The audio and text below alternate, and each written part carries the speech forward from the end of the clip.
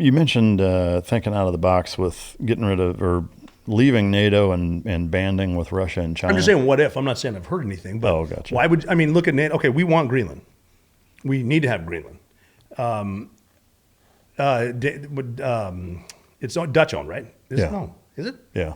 Yeah, but or it's Denmark. Not, Denmark. Sorry, that gets confusing in that part of the world.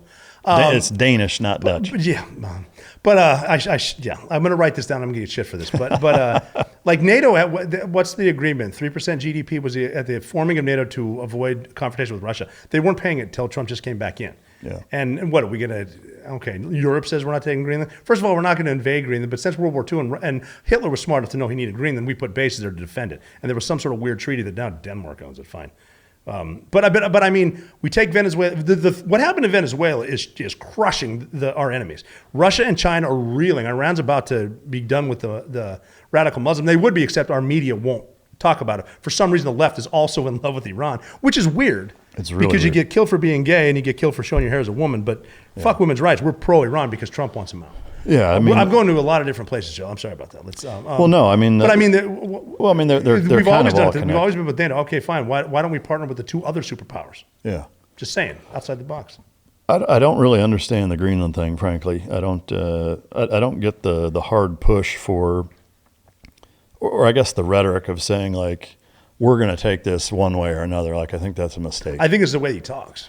Well, agreed. I mean, I think his best foot forward would be to give his phone to somebody else and just not say anything. Well, I mean, if he had the opportunity of a third term, we could wait it out until the radical Muslims take over Europe, and then we'll need to take Greenland. Yeah. Or we can just let Europe do their thing that hasn't been working. Would you be in favor of a third term?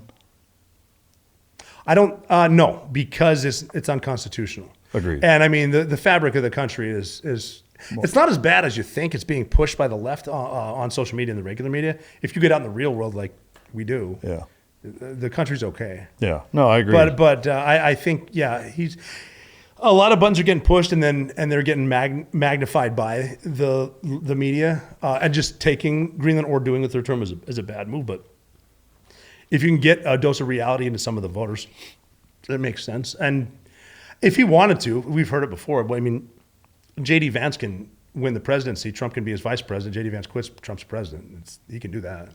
That'll cause a civil war, but to me, I don't see any benefit in trying for a third term or trying to circumvent the system. I think 2 terms for any president is a good metric and one that we've the problem is we don't with. really have a wild card that could come in and take it because it's always been the system. It's always been what do we got? Reagan, Bush, Clinton, Bush, and then we're supposed to have Clinton, but Barack Obama came in, and then it's supposed to be Clinton against Jeb Bush, but then we get Trump. Is J.D. Vance going to be, is he going to be more Trump, or is he going to go back into the deep state? Because the deep state's a lot deeper than people realize. Yeah. I mean, is that something that you've seen evidence of, like in your own personal life, deep state-wise? Yeah, I mean, I go to Wells Fargo like once a week. That's part of the deep state. The deep state's the banks. Can you tell us more about that? Yeah, the Federal Reserve. Do you think it's federal? No, but I guess I'm just it's owned by private banks. And I just mean your experience Jerome with Powell's it, the chairman of the Fed, and it's like it's a Russian move where we're going to replace Jerome Powell with these 3 guys, no one else. It's just that they tell you can. That's the deep state. Yeah, I mean, have you? I guess with your own personal experience, though, I mean, like, have you seen evidence of it in a way that? Oh, sorry, I thought we just okay. Well, that I guess that you could pinpoint and say, yeah, I saw examples of it personally. 2020 election. Yeah, like you personally, though. I mean, I went to vote in New York for the 2024 election. And there were dudes outside screaming, no IDs, no IDs, no IDs. I mean, that's the deep state. Yeah. You think every American should want an ID for voting? Yeah, to me it's baffling that isn't a pretty overwhelmingly agreed upon thing. Right there. Here's what I would ask, though, is like the motivation, like what do you think the singular, if there is a singular motivation? Power. But in like at all costs? Personal power at all costs. Because to me, there's a bit of a almost not hypocrisy, but a counterintuitiveness, I guess, where power at all cost, if the cost is such that power means nothing because you've completely destroyed the country, then what good does it do to be the ruler of ashes? Probably the island you own.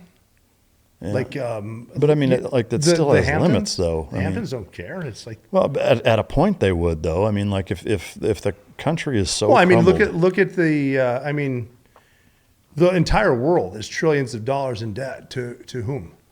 If you start off with $1,000 and lend it, if we don't have any money and we start off with $1,000 and I lend it to you at 10%, debt now will always be more than the money that's made.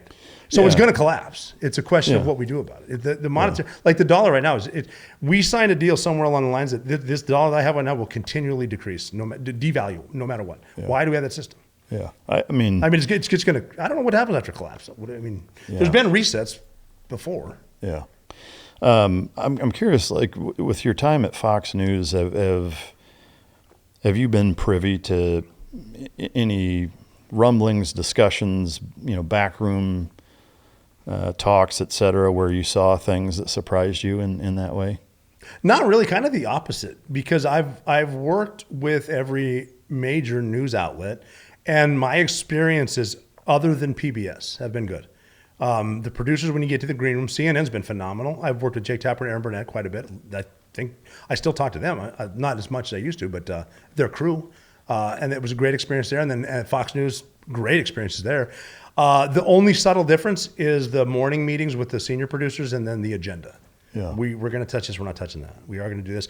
The on-air talent, they're doing the best of their ability and they want to keep their jobs. Yeah. So it's and it's a show. Yeah. Well, I mean, I think that's the biggest avenue for collapse is the media. The interesting thing with social media now, specifically YouTube, and if you want to call them independent journalists, podcasters, what have you, is that the ability for pretty much anybody to uncover and disclose and publish real-time news stories faster and more accurately and more independently than mainstream media. Like it's the first time in human history where that's been the case, where you or I or anybody has access to basically the entire world at their fingertips. And it's created this strange kind of push-pull, give and take, I think, with narratives and with... It does. Well, it's the race to, I want to be first, but I don't need to be right. Yeah.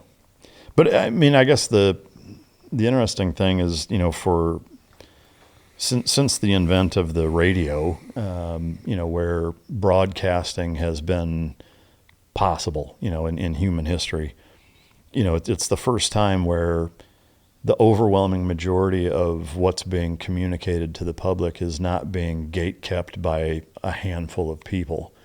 To me, the tough part is that also means that anybody can say whatever they want, and you can swing public opinion on something that's completely false. Not indifferent from mainstream media, but the volume with which that can take place now is astronomical by comparison. So it makes it very difficult to sift through what's accurate versus what's not. What's been your experience with that? I think it's going to. For mental health, I think you need to get off the phone. Some of the best days I've had is when I broke my phone. Yeah. And I would highly recommend everybody gets outside first thing in the morning. Yeah. The realization that, again, not everything is like it is online. Not everyone's just really wants to kill each other. Yeah. It's not like that. And I get to the city quite a bit. It's getting worse. It's similar, but it's going to be interesting with Mondani now to see what happens in there, because that's so communism working the way it never has. Oh, I know it. Yeah, just when you go to the local grocery store, you don't see people fighting over, who took a knee for the national anthem. Right. You don't, and that's a major issue online. It's not really real anywhere else. Yeah. I mean, still not. I mean, that's a bad example. People aren't doing it anymore. It's a fad, but. Yeah, I mean, it tends to be, traveling or even just staying local and going out into the public. Most people, irrespective of their politics, agree on about 90 or 95% of the things that they're trying to accomplish in life and how they want things to go. It's not until you introduce, media or social media narratives, topics, issues, whatever, where you start to see vehement disagreement. Well, there's the instigators for the clicks. There's the bots out there that do it on purpose. There's the people that argue about nothing. Yeah, but I guess that's really the biggest catalyst or source of discourse in the country. It's not when you're just interacting with people with normal day-to-day stuff. Well, and part of it, again, I think, is even when I get pissy with someone online, for example, I'm not yelling at that person. I'm yelling at that idea at my phone. Yeah. And so it's not as realistic as it is in real life. Like yelling at your phone's one thing, in person. And I like, for example, I really haven't had a negative experience in person, in airports, in the city, walking anywhere. Do you get recognized much? Yeah. Yeah. A lot. Even in the city? A lot. I got recognized. I had a buddy at the Bears-Packers game the other night. He FaceTimed me from the crowd. The guy sitting behind him recognized me. That's funny. It's ridiculous. It was funny, though, because I said the Bears weren't going to win because they had that nail biter before Christmas at home. It's like, there's no way they can do that twice, and they fucking did. Dude, that game was nuts. Absolutely. Yeah, what do you? The NFL's fun. Dude, they took my team though. I lost my team because of political correctness. The Washington Redskins are dead. Oh, yeah. It sucks. Yeah, I mean, this past wild card weekend, like almost every game was decided in the last 2 minutes. Yeah, it's crazy. I love to turn on love to turn on football games so I can watch the refs and the coaches. That's all they show. Yeah. Like, you know what? When there's a break and play, I don't need to see some dude with a clipboard and some other guy in a thing. Show me a dude that's on the practice squad. Tell me his life story. How'd that guy get here? Not this fucking loser. Yeah. How'd that dude? How hard was he working all 22 years of his life to get here? I want to hear his story, not some ref. No, it is interesting. Excessive pimping, 15 yards west. That's good shit.